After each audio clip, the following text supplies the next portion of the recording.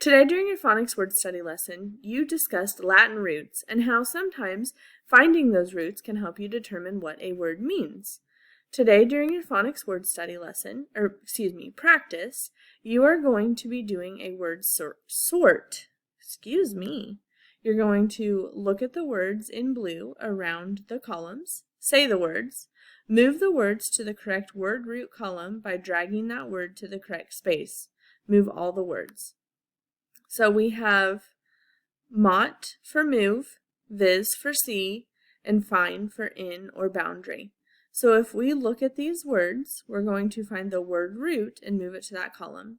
If we look at motel, we're going to move that to the MOT column. If we look at finally, we're going to move that to the fine column. And these help us because a motel is a place that you can stay in or that you go to when you are on the move or when you're moving. And finally means the end or boundary. If we did invisible, see, which means that we are not able to be seen. So that viz helps us know that that means see.